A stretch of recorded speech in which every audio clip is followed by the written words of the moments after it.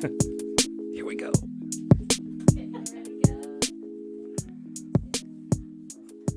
All right, welcome back, everybody. Everybody? Everybody? I don't know.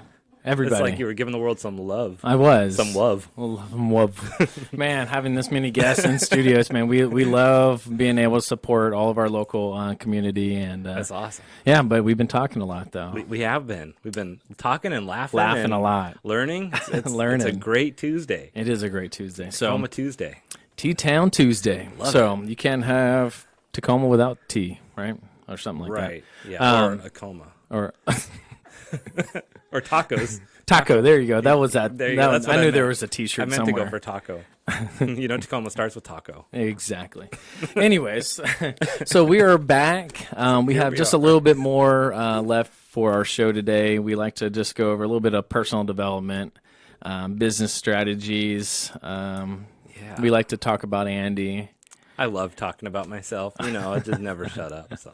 Well, what do we have in store today? Do we have today, anything in store? Well, this is important not just for business, but for yourself. Okay. And it's all about planning. Planning.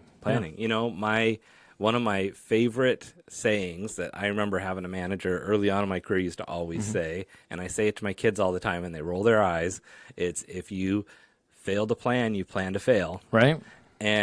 And so many times when I'm sitting there and something's not going well, I'm thinking, darn it, I did not plan for this, and it's my own fault. Well, that's kind of how I felt when we went back to from live, because I do like to plan. This is a nice outline, but in this last segment, it's gets notes from Andy. So I did not plan too much, but I thank you so much for always planning. I like to just keep you. I like to knowing how much you like to plan. This is a personal test for you every week to let you get through this segment exactly without planning.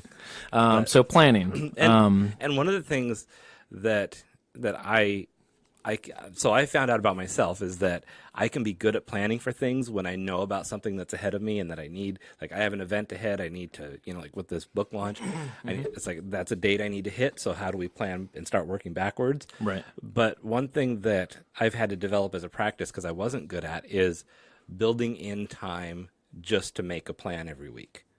So that you have a day, you have a couple hours that's blocked into your calendar to plan for what's ahead, and so that you have allowed yourself the opportunity to plan. Yeah. So that things aren't just happening and coming at you and you're reacting, because that's what you get caught up in. So. Yeah, and that's when you forget things. That's when you miss meetings, and exactly. And then even though there's a huge advantage to procrastination to a point where if you do something very quickly, you don't allow yourself to think and have other thoughts or anything that could happen. Like, I'm not saying wait to the last minute to write your term paper, but at the same time, you get to have more of an imagination that comes from that starting point to where the ending point is. Because I'm sure you did your book many, many times before you had it published. Well, yeah, and one thing that I've learned about myself too in that same vein is that I've always been a bit of a procrastinator, or felt that way. And what I didn't understand was that it wasn't so much that I was procrastinating on doing the task. It was that I needed a lot of time ahead of time to think through it before I could sit down and write it out. So now I'm better at actually writing into my plan time to go procrastination time. Yeah, it's like, okay, well, I know I'm going to need to go for a walk for an hour, Right. and that's going to be my time that I'm thinking through what I'm going to say when I sit down to write out my talk, or when I sit down to write out the next chapter. Yeah. And so now that procrastination is actually kind of planned in the way that I actually work through things. Yeah. And it's made a difference.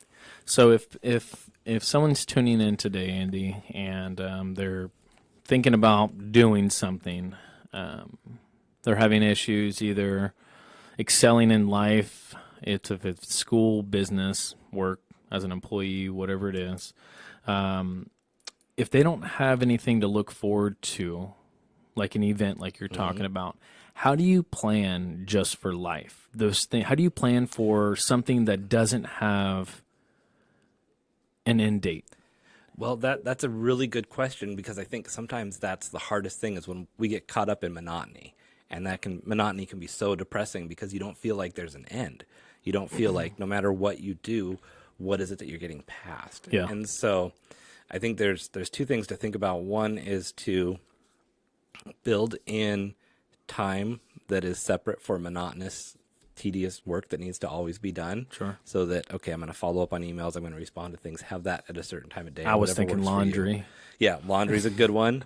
I was sitting around yesterday, just like getting laundry done. You know, that's part of my after post Father's Day. I was like, this is something I've needed to get done. Right. But you need to kind of plan a time that you know that's going to happen, and then also, if you don't have anything to look forward to, that needs to be part of your planning. Is what can I get on the calendar? Yeah. What can I come up with? And maybe it's lunch with a friend. Maybe it's a reward for finishing a project I'm working on. But somehow creating things, because part of planning is not just waiting for the phone to ring for someone to call and say, hey, let's go to coffee, let's go do whatever. Right. And, you know, it might be, I know I've brought this up before, but that thing that you have on your phone where it's like, I got to go meet somebody new today. Like, do something. And so if you don't have anything going on, then let's say, okay, maybe let's make Friday our day that we have something happen every Friday, whether it's meeting a new person, networking with some different people. You know, maybe it's a goal that we're going to finish a project that we're going to put out to the world, whatever that is. Yeah. It's so hard to, if you don't have anything to look forward to, regardless if it's planning for a business, a vacation, or anything, it's hard to be excited about life. And so when I still drive for the rideshare community, Uber and Lyft earlier today, and you know, one of the things that I love being able to do is when I get a new client in the car and we get to talking, I don't always ask them, how was your day? Because you can just get the I'm all right, or I'm doing okay. I ask them, what are you most excited about? Yeah. And I think that we have talked about this before as well, but it changes that everyday routine of them getting inside of an Uber or a Lyft and saying, how are you? Oh, okay. And, you know, you're setting the destination and you're going. But when you get people to stop and think about things that they're excited about, it's really unique because you get to see them in their natural state, not in a state where you're a stranger and they're just having to be forced to talk to you. Yeah. You see that relaxation of someone actually smiling, thinking about that moment, Right. and then you catch them kind of off guard. Yeah. You know, it's like, oh, I have to be natural right now. right. And then they tell me about, you know, their vacation or whatever they're doing in business, and it's just it's fun. That's one thing when I have been in leadership roles in the past, and I used to ask my employees, instead of saying, how's your day going or what's going on, I would ask them, what are they most proud of right now? Yeah. You know, what work thing is it that you're, or even in life, it's like, what is it that you're most proud of right now? Because for one, it changes the dynamic of what you're bringing to the table, but it also kind of reminds them that they should be proud of what they're bringing to the table at work. Yeah. And so, you know, it's just kind of along those same lines of changing the question, because when you change the question, it changes the thought process and it takes people out of their initial, I'm okay, I'm fine, whatever the pre-programmed responses are. You know how many times people say, how are you doing? And you automatically say, I'm great, I'm fine, even though you just stubbed You got your something going on. toe, Yeah, you you got got something whatever going going on, your underwear's too small that day, whatever it is. It's just like all these little things that could be bugging you, and yet you're just like, I'm fine, you know? Right. And that's one of my favorite TED Talks is Mel Robbins, and her, I think the title of the TED Talk is Stop Screwing Yourself.